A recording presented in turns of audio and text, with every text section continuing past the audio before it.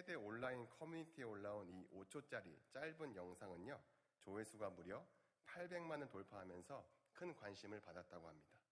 네, 그런데 알고 봤더니요, 이 야구장 여신 영상은 실제 사람이 아니라 AI가 만든 가짜 영상이었다고 합니다. 네, 그 기사가 바로 KBS에 나왔는데요. 그렇다면 만약에 사람들이 이 영상이 어떻게 가짜인지 알았냐면, 영상 속에 이 사소한 오류를 찾아내면서 이 사람이 실제 사람이 아니라 AI가 만든 영상이라는 것을 밝혀낸 것입니다. 그렇다면 만약에 저 영상에서 이 사소한 오류가 없었다면 가짜라는 것을 전혀 눈치채지 못했을 수도 있었다는 거겠죠. 그리고 이와 비슷한 사건이 지난달에도 있었는데요. 사진을 보여주시겠습니까? 네, 바로 이 대전 동물원에서 이 늑대 한 마리가 탈출했던 사건입니다. 네, 이때 인근 초등학교도 이 휴업을 할 정도로 주민들이 불안을 떨게 했던 이 사건이었는데요. 그런데 당시 한참 이 늑대의 수색이 이루어지고 있을 때 우리 동네에 늑대가 나타났다면서 이런 제보 사진 하나가 올라옵니다. 네, 그리고 바로 저 지역에 수색팀을 출동시키고 재난 문자까지 송출했다고 하는데요. 심지어 저 사진을 소방 브리핑에서도 사용했다고 합니다. 그런데요, 저 사진도 알고 봤더니 AI가 만든 가짜 사진이었습니다. 그러니까 저 작은 사진 하나에 모두가 속아 넘어간 것이죠. 그렇다면 여러분, 지금 이 자리에 있는 우리들도요, 언젠간 저런 피해를 당하게 되는 날이 올 수도 있다는 거겠죠. 그런데 혹시 이 자리에 계신 성도님들은 저런 AI 사진이나 영상을 잘 구별하십니까? 네, 나는 얼마나 잘 구별할 수 있을지 테스트를 한번 해볼까요? 네, 제가 영상을 하나 보여드릴 건데요. 영상에 두 개의 이미지가 동시에 나오는데 하나는 실제이고 하나는 AI가 만든 영상이거든요. 그래서 둘 중에 어느 것이 AI가 만든 영상인지 한번 찾아보시기 바랍니다. 네, 영상 보여주세요.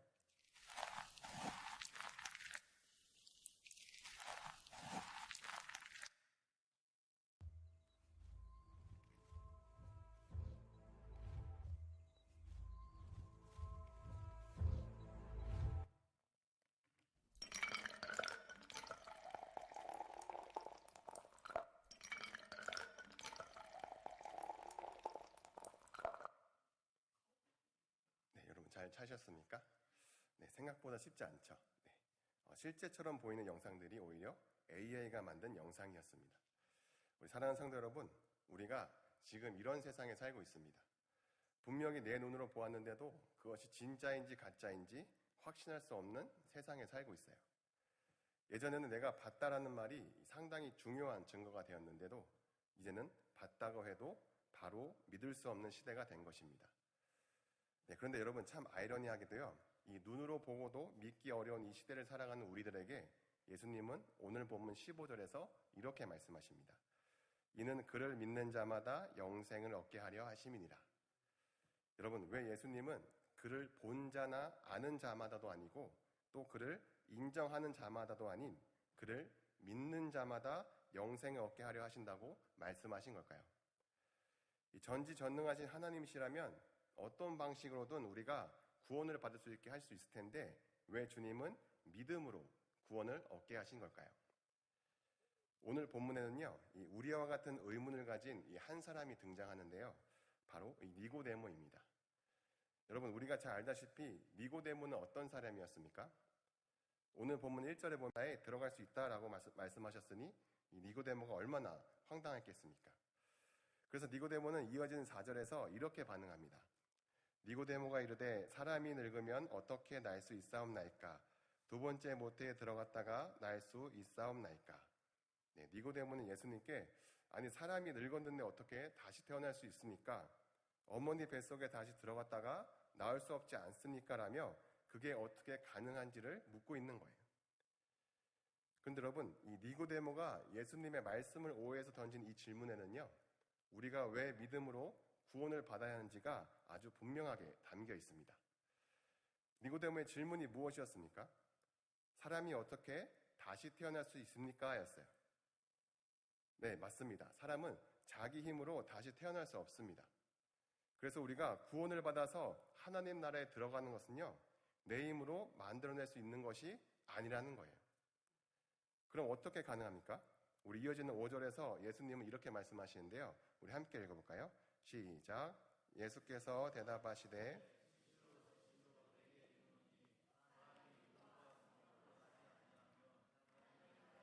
알 수 없느니라. 아멘. 네, 예수님은 분명히 말씀하십니다. 사람은 물과 성령으로 나지 않으면 하나님 나라에 들어갈 수 없다.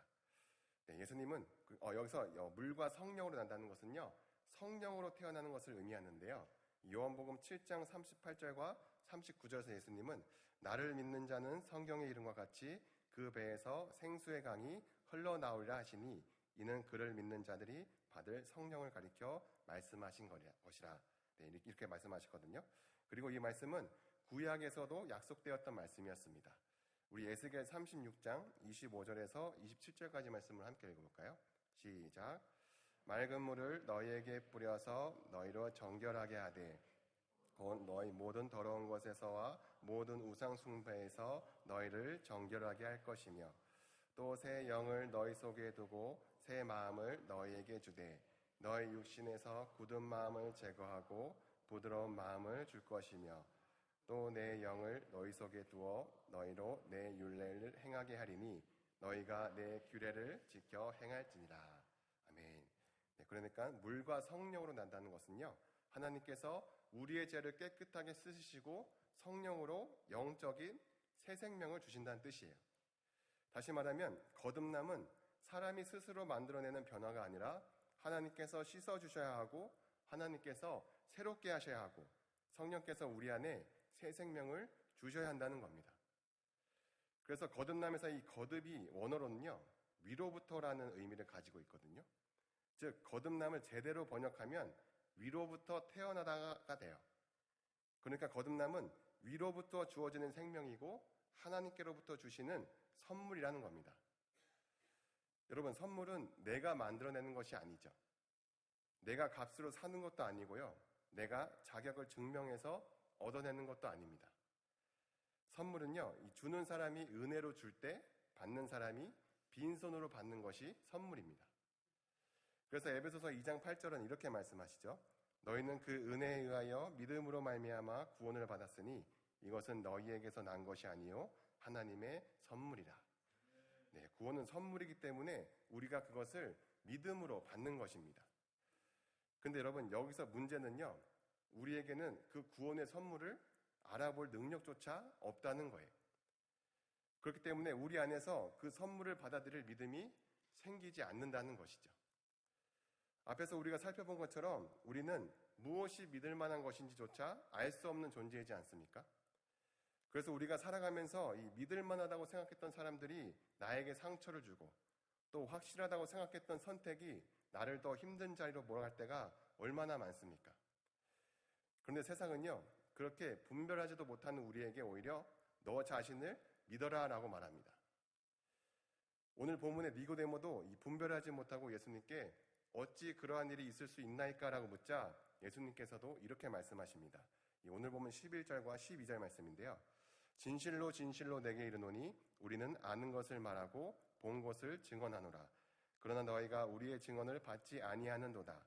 내가 땅의 일을 말하여도 너희가 믿지 아니하거든 하물며 하늘의 일을 말하면 어떻게 믿겠느냐. 그렇다면 여러분, 우리는 어떻게 해야 하나님이 주시는 구원이 이 은혜의 선물인지를 알 수 있습니까? 고린도전서 12장 3절에서 3절 하반절에 사도 바울은 이렇게 말씀합니다. 성령으로 아니하거든 누구든지 예수를 주시라 할 수 없느니라. 즉, 이 자리에 모여있는 하나님을 예배하고 있는 우리도요, 어떻게 예수를 믿게 되는지 알 수 없지만 분명한 것은 성령께서 우리 안에 역사하지 않으셨다면 우리는 결코 예수를 믿을 수 없었다는 겁니다. 여러분, 이제 주님께서 왜 우리를 믿음으로 구원받게 하셨는지 좀 알 것 같지 않으십니까? 지금까지 우리가 살펴본 말씀 속에서 계속 강조되고 있는 것이 무엇입니까? 바로 하나님의 은혜입니다. 그런데 만약에 구원을 믿음이 아닌 예수를 좋아하는 마음이나 예수를 아는 지식, 그리고 예수를 인정하는 것으로 얻게 되었다면 어떻게 됐을까요? 좋아한다는 것은 내 마음에 드는 것이기 때문에 내가 중심에 있는 것이고요. 또 안다는 것도 내가 가진 지식이 중심이 될 수 있습니다. 그리고 인정하는 것도 내가 판단해서 이분은 맞다라고 평가하는 자리에 서 있는 거예요. 그래서 이런 것들로 구원을 받게 된다면 하나님의 은혜가 아닌 나 자신을 자랑하게 되고 나 자신을 바라보게 되는 것이죠. 그런데 구원하는 믿음은요, 우리가 예수님에 대해 아는 데서 멈추지 않고 또 예수님이 참되시다는 것을 인정하는 것에서 끝나지 않고요, 예수님께 나를 맡기는 믿음의 자리까지 나아가는 것입니다. 왜냐하면 믿음은 나를 바라보게 하지 않고 나를 향한 하나님의 은혜를 바라보게 하기 때문이죠.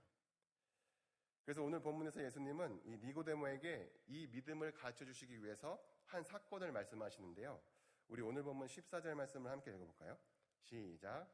모세가 광야에서 뱀을 든 것 같이 인자도 들려야 하리니.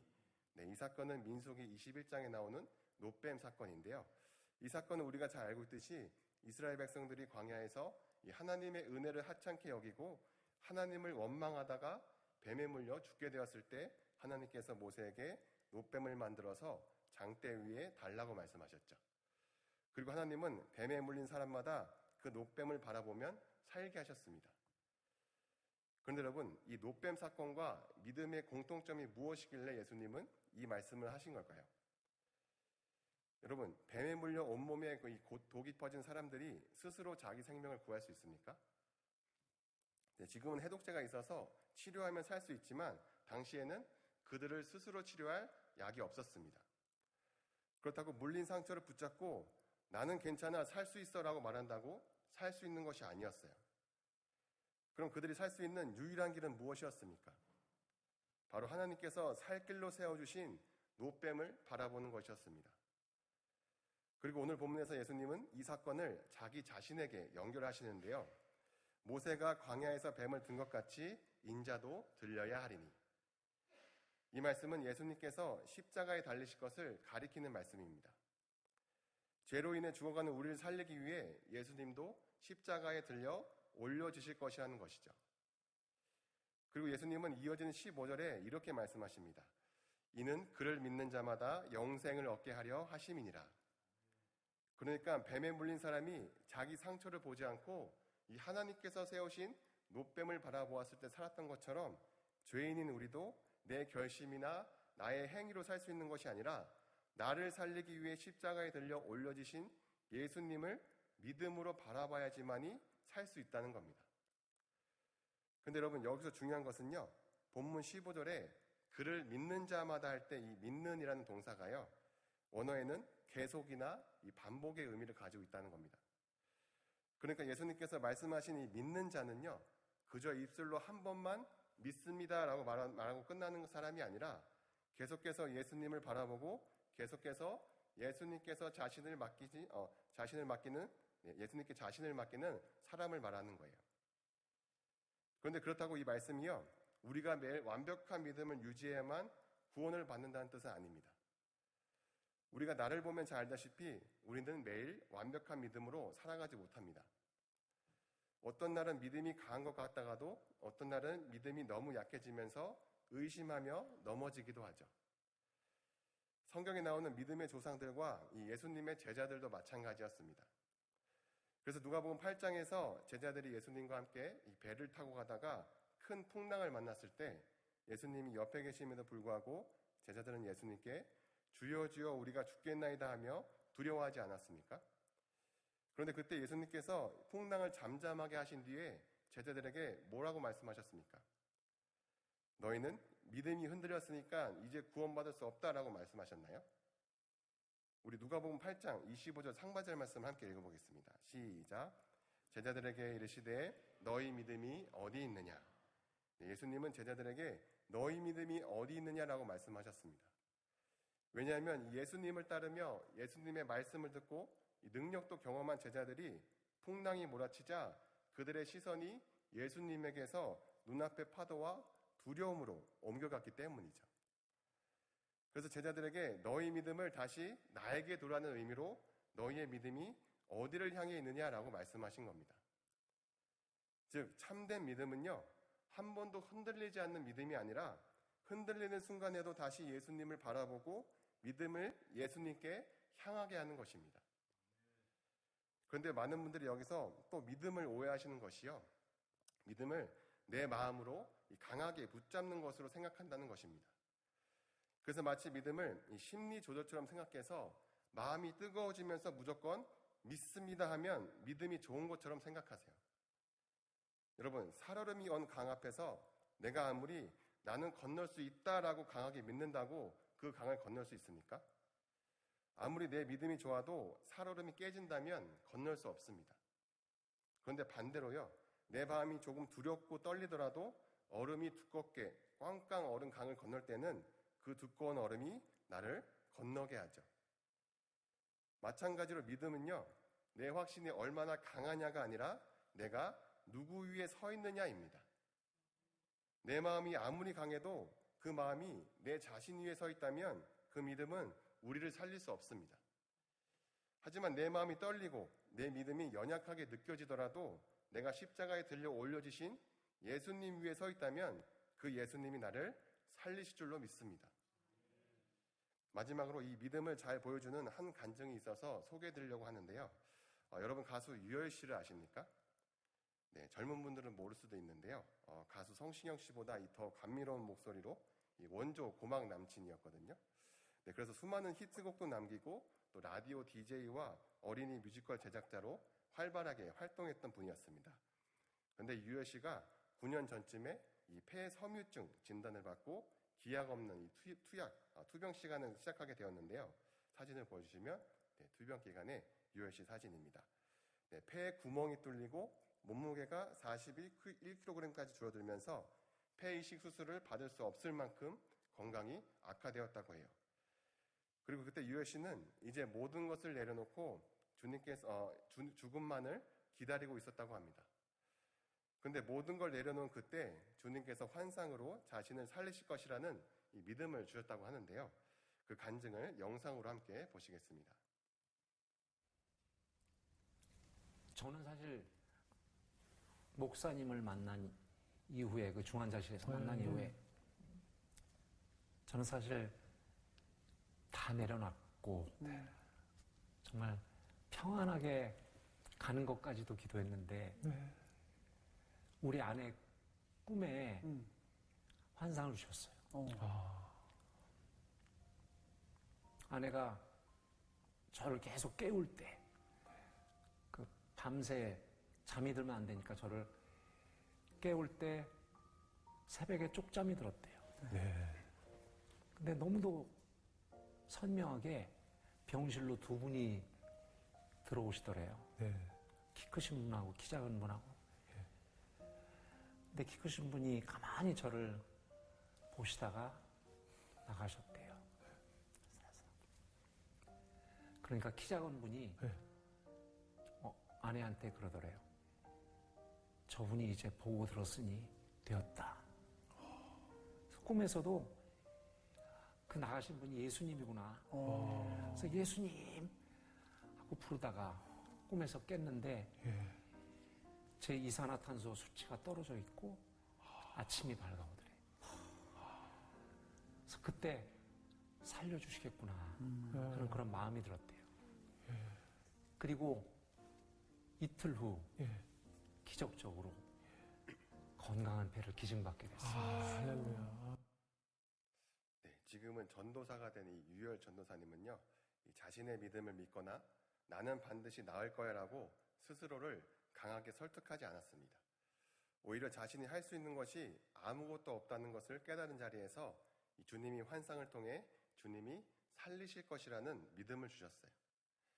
그리고 유열 전도사님이 이 회복할 무렵쯤에 밤마다 병원 복도에서 제일 많이 들었던 찬양이 나는 아무것도 아닙니다 였다고 합니다. 오늘 말씀의 니고데모도 바리새인이었고 성경을 잘 아는 종교 지도자였습니다. 지식과 자격으로 따지면 누구보다 이 하나님 나라에 가까운 사람이었어요. 그런데 아직 어둠을 사랑하던 니고데모는 밤에 숨어서 예수님을 찾아왔습니다. 그러나 시간이 지나 예수님께서 십자가에 들려 올려주신 모습을 본 니고데모는 달라져 있었어요. 요한복음 19장 39절과 40절 말씀에 일찍이 예수님께 밤에 찾아왔던 니고데모도 몰약과 침향 섞은 것을 100리트라쯤 가지고 온지라. 이에 예수의 시체를 가져다가 유대인의 장례 법대로 그 향품과 함께 세마포로 쌌더라.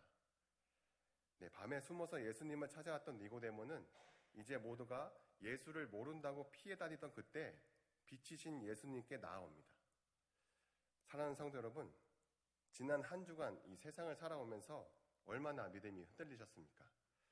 내가 감당해야 할 문제들과 이 어려움들 속에서 또 나의 연약함과 이 실패들로 인해 자꾸 나 자신만 바라보게 되지는 않으셨습니까?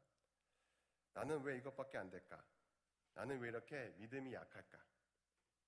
그런데 여러분, 우리가 흔들려도 예수님은 흔들리지 않으십니다. 우리가 약해져도 예수님의 십자가는 약해지지 않습니다.